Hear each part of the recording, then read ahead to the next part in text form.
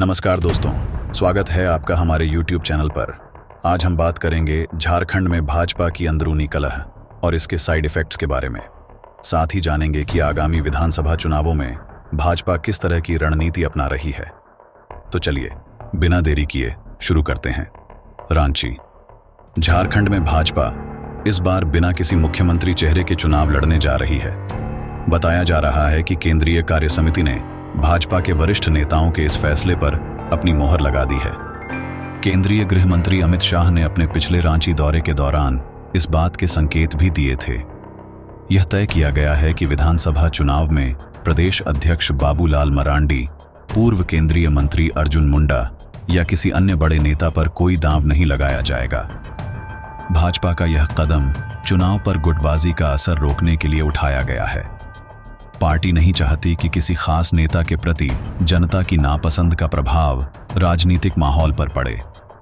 राजनीति के जानकारों का मानना है कि यह बीजेपी के अंतर्कलह का साइड इफेक्ट है कि कद्दावर नेताओं के रहते हुए भी पार्टी उन्हें विधानसभा चुनाव का चेहरा आगे नहीं बना पा रही है।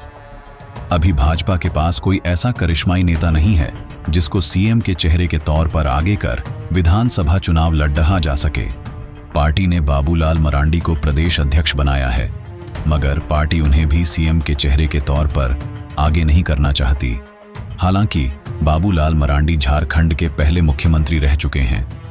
तब भाजपा ने ही उन्हें मुख्यमंत्री बनाया था, मगर वह सफल नहीं हो सके थे। डोमिसाइल विवाद के बाद उन्हें हटा दिया गया था।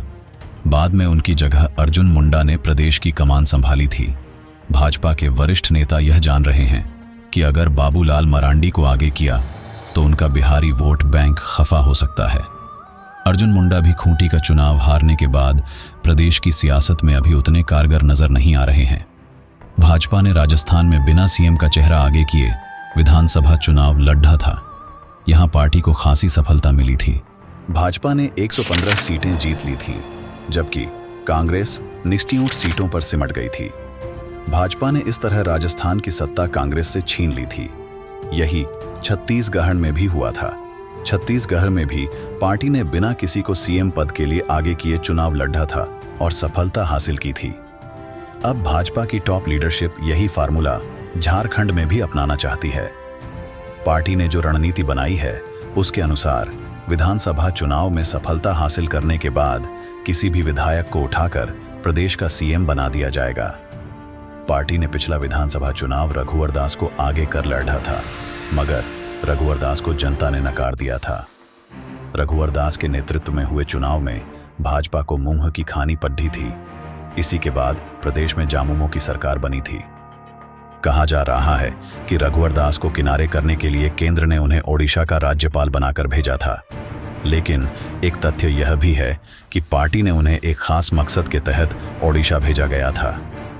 ओडिशा में भाजपा की सरकार बनने के बाद यह मकसद लोगों की समझ में आ भी रहा है।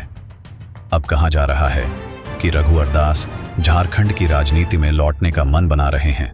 सूत्रों का कहना है कि झारखंड में विधानसभा चुनाव का ऐलान होते ही रघुवर दास ओडिशा में राज्यपाल के पद से इस्तीफा देकर वापस आ जाएंगे।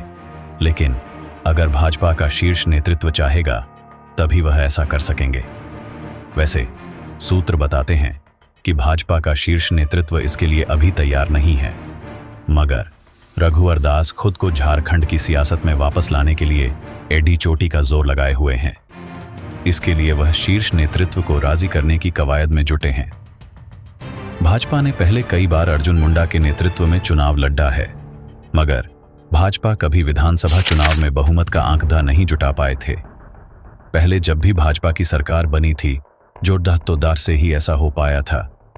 यही वजह थी कि साल 2014 में बनी रघुवर सरकार से पहले कोई भी सरकार ऐसी नहीं थी जिसने 5 साल का अपना कार्यकाल पूरा किया हो।